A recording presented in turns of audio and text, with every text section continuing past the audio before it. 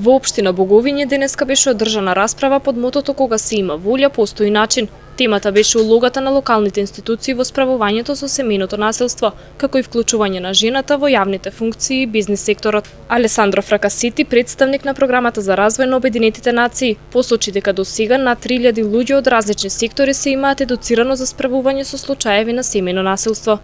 UNDP has been engaged in this area now for several years. Веќе неколку години сме ангажирани во оваа област, заедно со други агенции, партнери и Министерството за труд и социјала на Република Македонија.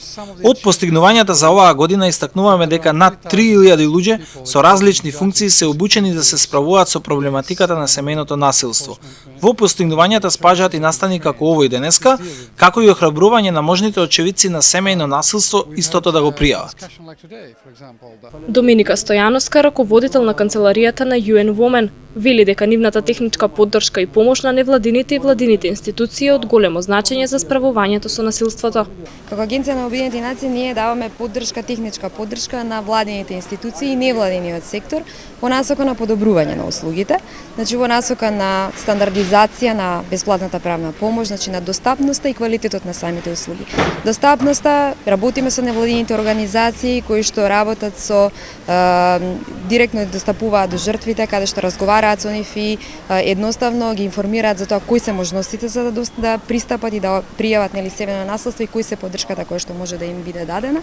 Во насока со давателите, посебно со невладините организации, во стандардизација на пристапот на давање на услуги и кој е, значи пред се бесплатната правна помош и кој е оној минимален пакет на услуги кој што на жртвата е потребен за да може да понатаму го пријави насилството и продолжи во целиот процес.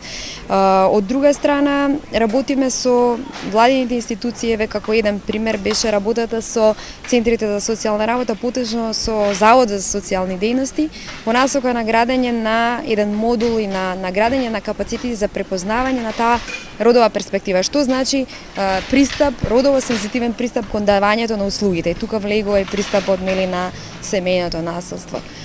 Конечно, работиме со мрежата, националната мрежа на организации кои што се борат против семејното насилство и родовото базирано насилство во насока на секогаш креање на јавната свест, на дигање на јавната свест дека се работи за последица, значи за основно кршење на фундаменталните права и слободи на жените кои што се во 90% од случаевите жртви и дека тоа е резултат на родовата нееднаквост во насока на која е всушност причината што доведува до овој феномен на семејно насилство. Во Тетовскиот центар за социјални работи забележан е пораст на жртви на семејно насилство, но како што вели Нада Блажевска, тоа се должи на зголемената свест кај луѓето за проблемот.